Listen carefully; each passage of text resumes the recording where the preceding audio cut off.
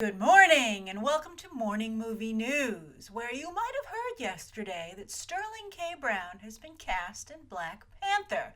In fact, I'm sure you heard of it, because the freaking thing trended #1 on Twitter, or like #2 on Twitter, for hours. And it was weird because it didn't trend on Twitter immediately, which is what happens when all the outlets, the media outlets pick it up, right?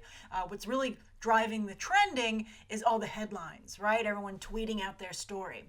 But this was a trending that grew, and it grew because of what's become Sterling K. Brown's best asset, not his acting ability, which is impressive, but his social media following. This guy has really, like he's kind of like a mini rock or a rock hopeful. He wants to do that well. And so far, so good. I believe that it's his followers that got him trending on social media. And I wouldn't be surprised if that's one of the reasons that he was added to the cast. In a very small role, or I'm sure small but pivotal, playing Njobu, a figure from T'Challa's past, aka Black Panther. But it's a new character. It's something created specifically for the movie. Or they just renamed him. But anyway, Njobu is not a character that exists in the Marvel Comics. So anyway, good for Sterling K. Brown. His following is great. I've actually seen a couple of things from him because he posts videos of himself. I follow him because I think he's so talented. I'm one of his followers. And he'll post videos of tears streaming down his face, either after watching an episode of his show, he's just so happy with how it turned out and so touched, or when he gets nominated for a bunch of awards, as has been happening. But I think that his openness and his emotional vulnerability not only helps him as an actor, he can talk about a guy who can cry on cue, right? But I think it helps him connect with his rapidly expanding fan base. But anyway, yes, the guy's got a lot of award nominations, and he's already got one actual award, the Emmy, that he won for his role alongside Sarah Paulson on The People vs. O.J. Simpson on FX. If you have not seen that, you are missing out. It is an amazing, miniseries. So good. A lot of talent to come out of that. Courtney B. Vance, of course, heading over. It was really memorable because it was not only really well done in showing how that case, the O.J. Simpson case, predicted a lot of what pop culture became, going forward. So cool.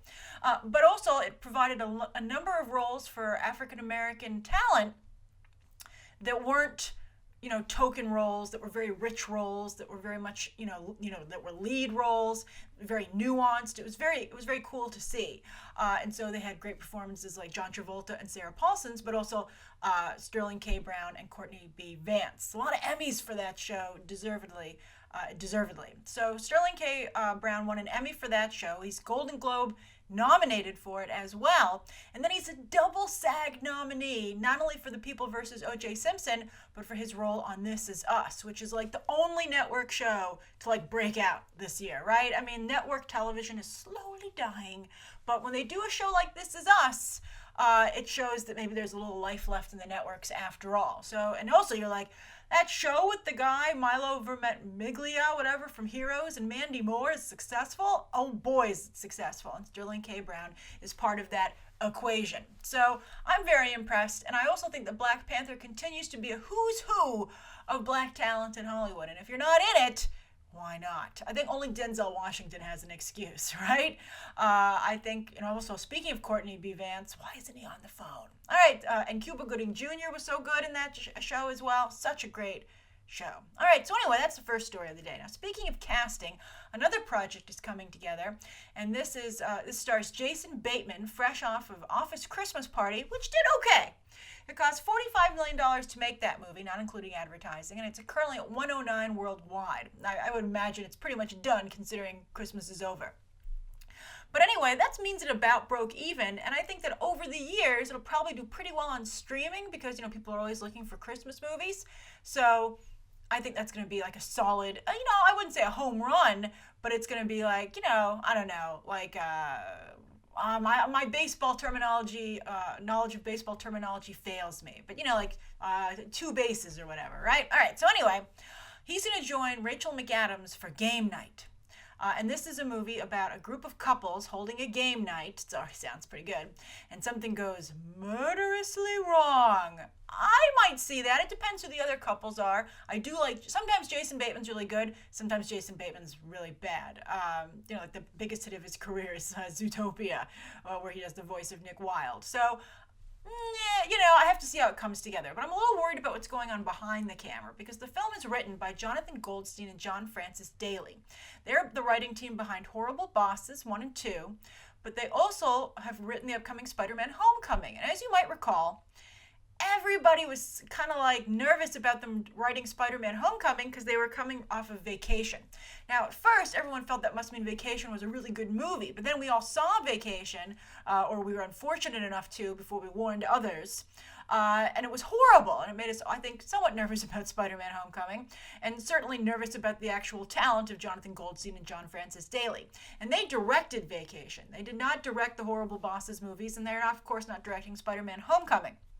But they are going to direct this stupid game night movie, and that makes me very nervous. I do not want another Vacation. Although I have to say, I don't think that Ed Helms ever helps a movie. I just find him personally very grating. And I believe most of America agrees, or most of the world agrees, because his movie career is non-existent. I mean, he was, of course, in the Hangover movies, but I think that was all Zach Galifianakis, Mr. Chow, and to some degree Bradley Cooper. I think, Ed Helms just didn't get in the way. All right, so anyway, that's the second story of the day. And I'm curious, would you see Game Night? Does it sound good to you? And how do you feel about Jonathan Goldstein and John Francis Daley? Would you literally invest your movie ticket money with that? Would you trust your movie ticket money to them? Because you ain't getting it back. Forget about investing. Okay, all right.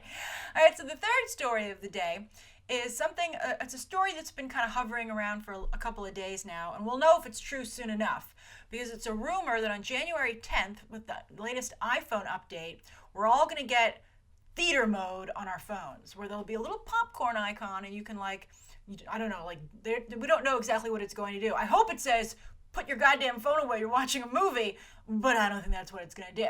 What it's going to do is, I wish it would yell at people for me. I get so annoyed. I've come pretty close to getting out of my seat and being like, are you kidding me? And I have a story for you. So anyway, but I don't want to get into fights with people at the movie theater. So I really wish that the movie theater would do their job like the Alamo Drafthouse does and take care of this stuff. But anyway, it'll supposedly, dull the lights on the screen to a somewhat acceptable level. And I have to say, the reason I thought of this experience is that I saw Sing again the other day because I wanted to go with some people. They're like, we're seeing Sing. And I was like, take me with you. I love that movie so much. It was on my top 10 movies of the year.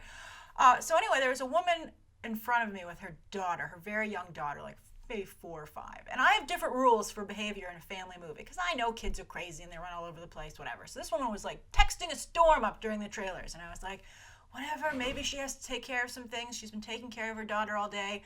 Whatever, I'm gonna let it go.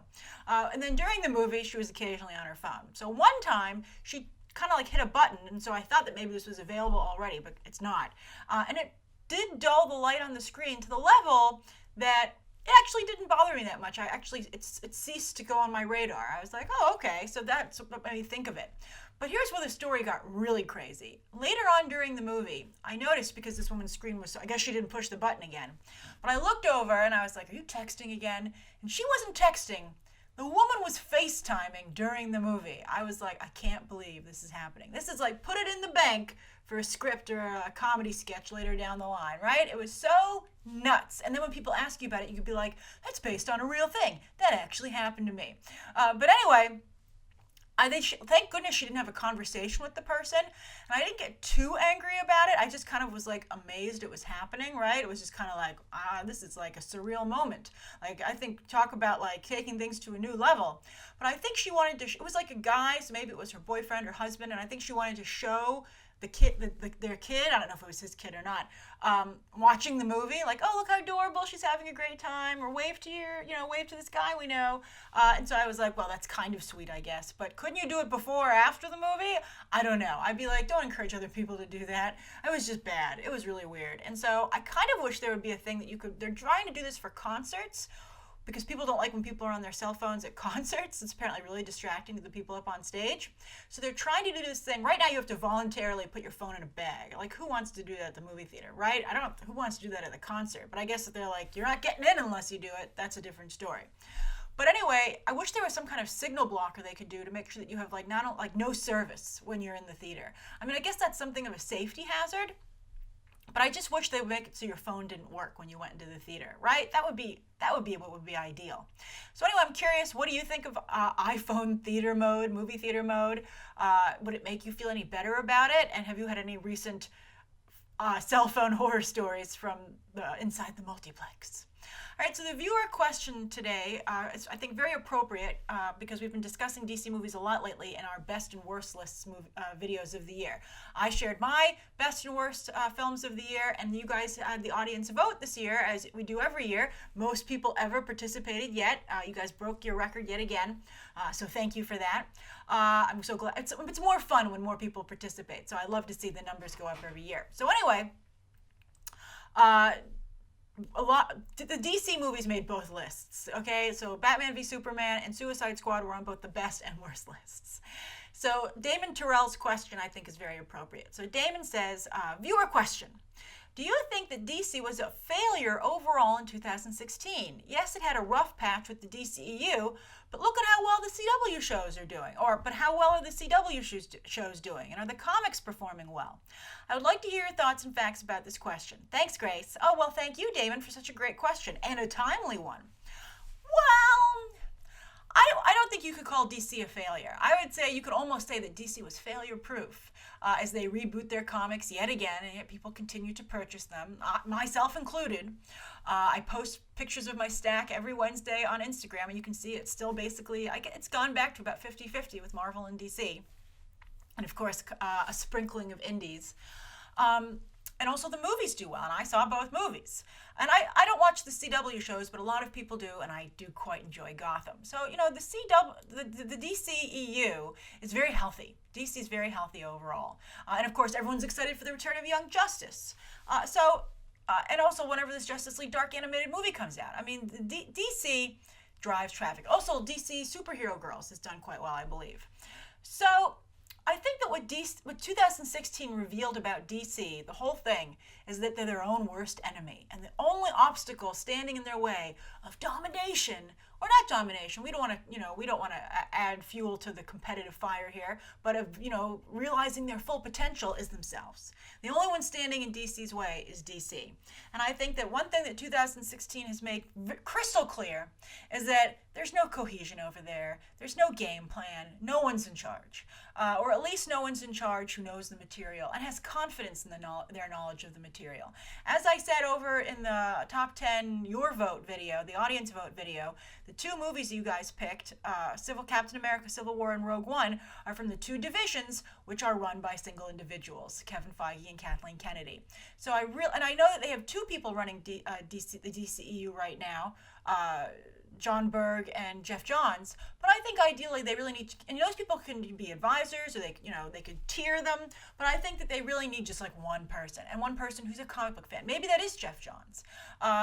Just somebody though who is making sure that everybody is doing, and there's a leader. And I also, even down to, as I said, I didn't like Dwayne Johnson and Henry Cavill promoting liquor with their DC characters. Oh, Black Adam and Superman are sitting down together. I mean, that shouldn't happen. You never see, I was thinking about that actually the other day. It would have made me so upset if I were running DC if that happened.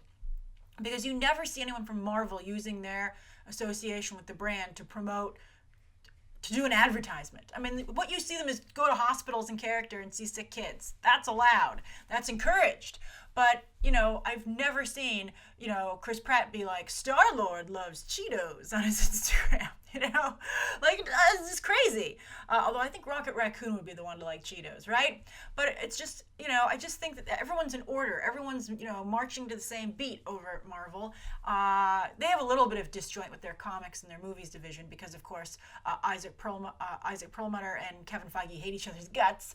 But still, they managed to keep that to a minimum. And I think it also helps that they're all separate.